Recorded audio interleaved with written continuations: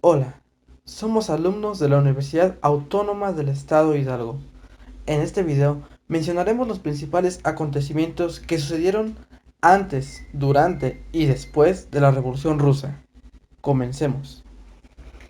Impacto del pensamiento ilustrado en el pueblo ruso, que con el paso del tiempo desencadenó desconfianza hacia el zar y una serie de sucesos que empezarán desde 1904 a afectar este país, comenzando con la guerra ruso-japonesa, durando un año y culminando con la firma del Tratado de Portsmouth, donde Rusia reconoció al ejército japonés como un ejército fuerte y grande, cediéndoles tierras en compensación por la guerra, y el zar ganó más poder, lo cual después desencadenó que en el 22 de enero de 1905 el pueblo ruso intentara levantarse en armas contra el zar, pero este ordenó abrir fuego contra la multitud de la plaza, asesinando así a 200 manifestantes, entre ellos mujeres y niños, reafirmando su apodo como Nicolás el Sangriento y bautizando este día como el Domingo Sangriento.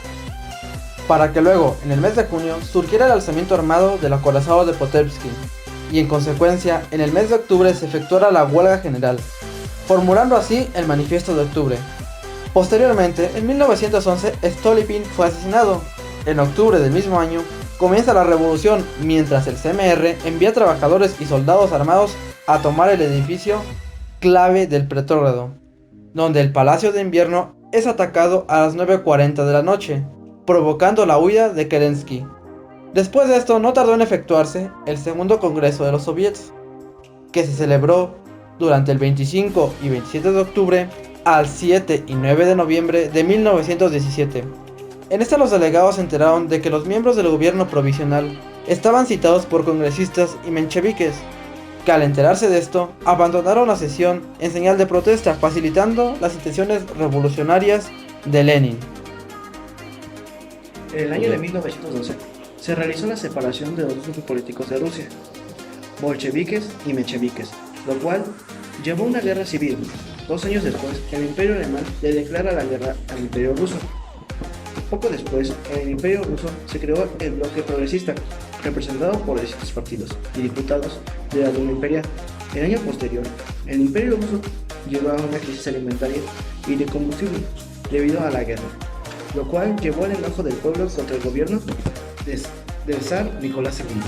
En el año de 1917 inician huelgas y disturbios en Petrogrado, ocasionado por una crisis económica, industrial y agraria. En 1917, la Revolución de Febrero causó la abdicación del zar Nicolás II, poniendo fin a la monarquía rusa y formando un gobierno provisional. En marzo de 1917, el zar Nicolás II abdicó en su hermano, quien rechazó el trono. La dinastía Romanov llegaba a su fin y se proclamaba la República. El 3 de abril de 1917 regresó Lenin a Rusia desde su exilio en Suiza, por lo cual publica su tesis, a lo que este causó que cayera el gobierno provisional, el cual era que llevaba a Rusia en estos años. En mayo de 1917 se creó un nuevo gobierno provisional en Rusia, debido a la renuncia del zar después de la Revolución de Febrero, mientras que Kerensky se convirtió en ministro de Guerra y Marina. Un mes después se organizó el primer Congreso Soviet en el que participó León Trotsky, uno de los mayores representantes de izquierda. Mientras que en su puesto de ministro de Guerra, Kerensky ordenó una ofensiva contra las fuerzas austrohúngaras. En julio de ese mismo año se iniciaron las Jornadas de Julio, que fue el nombre que recibieron las protestas armadas respaldadas por los anarcocomunistas y los bolcheviques, que trataron de derrocar al gobierno provisional ruso y traspasar el poder de los soviets. Mientras Trotsky rescató al ministro de Agricultura Social Revolucionario Víctor Chernov, retenido por los manifestantes de Petrogrado. En ese mismo mes, Trotsky se une a los bolcheviques. Posteriormente, se ordena el arresto de los líderes bolcheviques, donde se calcula que al menos 300 fueron retenidos tan solo en Moscú. Por otro lado, Lvov renunció a su cargo y Kerensky se convierte en primer ministro, para luego se llevar a cabo el arresto de Lunacharsky y Trotsky, siendo este último asesinado en 1940 por un agente de Stalin en México. Todo esto desencadenó que en el mes de agosto se efectúe un golpe de estado fallido del general Laur Kornilov, quien posteriormente fue arrestado a manos del gobierno provisional, quien para entonces era aliado de los soviets. Lenin convenció a su propio partido de que el momento había llegado. Esperar más era arriesgarse a una derrota definitiva.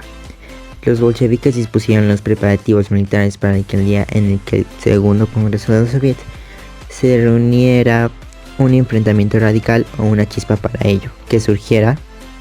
La chispa que originó empezó por las hostilidades que fue una orden de Kerensky para cerrar la imprenta donde se imprimían los periódicos de los bolcheviques. La noche del 23 al 24 de octubre de 1917, la víspera del Congreso de los Soviets, estalló. O bueno, un conflicto. Entre ellos ocuparon unos puntos específicos de la ciudad que conquistaron. En la madrugada del 25 de octubre de este mismo año, las milicias obreras y los soldados revolucionarios volvieron a tomar por segunda vez en un año el Palacio de Invierno. En esta ocasión, para detener y encarcelar a los mismos que en febrero eran aclamados como sus líderes. Y aquella misma noche el Congreso de los Soviets proclamaba la instauración de su poder revolucionario. En 1904, Rusia pierde la guerra contra Japón. Un año después, se crea la Revolución Rusa. El 6 de agosto de 1906 se creó la Duma por el zar Nicolás II. En enero se ejecuta el Domingo Sangriento, mejor conocido como el Domingo Rojo, que consistió en una matanza de manifestaciones pacíficas dirigidos por el padre Gapón. Después, mencheviques y miembros modernos abandonaron el Congreso como forma de protesta contra los sucesos de todos los días anteriores. El 8 de noviembre de 1917 fue aprobado el decreto de paz por el segundo Congreso de Soviets de diputados, obreros, soldados y campesinos, tras el éxito de la Revolución de Octubre.